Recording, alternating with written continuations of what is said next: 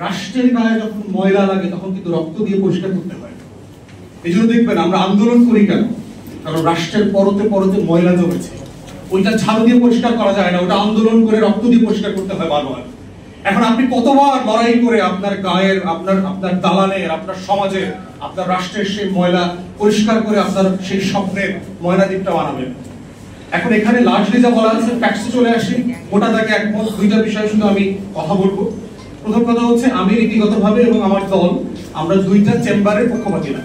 আমরা মনে করি যে বাংলাদেশ রাষ্ট্র এখনো এত ম্যাচিওর হয় নাই পলিটিক্যাল ডেমোক্রেসিতে যে তারা দুইটা চেম্বারের যে ব্যুরোক্রেটিক প্রবলেম আছে, যে পিং পং সিচুয়েশন আছে, সেই সিচুয়েশনটা হ্যান্ডেল করতে পারবে। যদিও আমাদের পার্টির পক্ষ থেকে বলা হয়েছে আমরা লার্জলি কনসেনসাস বেসড জায়গাতে একমত হব। যদি মোটা দাগে সব দলগুলো দুইটা চেম্বারের ব্যাপারে কাজ করতে একমত হয়, আমরা এত রিজিড না যেটা মানবো না।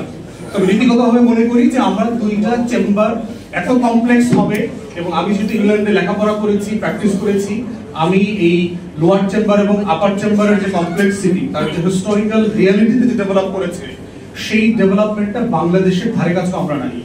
যেই রাষ্ট্র একটা চেম্বারকে এখনো ফাংশনাল করতে পারে না, যেই দেশে এখনো 100 জন ভালো মেম্বার অফ পার্লামেন্ট হয়নি, সেই রাষ্ট্রে আপনি দুইটা চেম্বার কিভাবে মেনটেন করবেন? এবং আমি রিপিটেডলি বলেছি বিভিন্ন জায়গায় যে দুইটা চেম্বার করলে যেটা হবে, তৃতীয় চেম্বারটা হচ্ছে মমতাজ আর হইল সুবর্ণা মোস্তফাদের, আসাদুজ্জামান নূরদের ভরণ পোষণ কেন্দ্র হবে।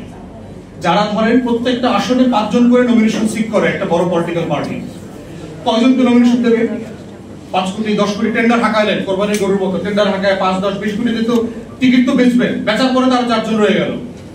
তখন কি করবে? এদেরকে বুঝ দিবে, আচ্ছা তোমাকে বিআইডব্লিউটি এর চেয়ারম্যান বানায় দিব, তোমারে প্রতিমন্ত্রী বানায় দিব, তোমারে উপরের চেম্বারে নিয়ে যাবো। তাহলে যেটা হবে, রাজনীতিকে ঘিরে করাপশনের আমার আরো লুটপাট বাণিজ্যের একটা জায়গা তৈরি হবে, এবং ওই 100 লোকেরও কিন্তু আবার লুটপাটের ট্যাক্স ফ্রি গাড়ি, রাজুকের প্লট, ফ্ল্যাট, সুবিধা, বাটলার, এগুলো মেনটেন করবার জন্য আরো শত শত হাজার হাজার কোটি টাকা আমার ট্যাক্স পেয়ারদের জায়গা থেকে বরাদ্দ দিতে হবে। তাহলে দ্বিতীয় চেম্বার করবার জন্য আমার যে পলিটিক্যাল ম্যাচুরিটি দরকার, এইটা আমি প্রথম চেম্বারই আসলে করতে পারি। আমাদের দলের পক্ষ থেকে আমরা প্রস্তাব করেছি যে আমাদের এখন সংরক্ষিত আসন আছে শুধু মহিলাদের জন্য এবং 50। আমরা বলেছি এটাকে 100 করে দেব, এবং শুধু মহিলাদের জন্য না, এখানে মহিলা, সিভিল সোসাইটি, পিছিয়ে পড়া জনগোষ্ঠী, মাইনরিটি, উর্দুভাষী বাংলাদেশি, হরিজন কমিউনিটি, পাহাড়ি, সবাইকে এখানে আনেন। আমরা এই 100 লোকের পারফরমেন্স দুইটা সংসদে দেখি, তারা কেমন পারফর্ম করে। আমাদের দিক থেকে দেখবেন যে পলিটিক্যাল পার্টিস গুলো কি রাইট সিলেকশন করছে কিনা, না তারা আবার মমতাজদেরকে ফাইটটা যায়, চল্লা যায় টাইপের লোকদেরকে আনতেছে। আর যদি মনে করেন যে না, সিরিয়াস ক্যান্ডিডেট আসতেছে এই 100 ভিতরে, আমরা দুইটা সংসদ পরে তখন সেকেন্ড চেম্বারে চলে যাব, যদি এটা ফাংশনাল হয়।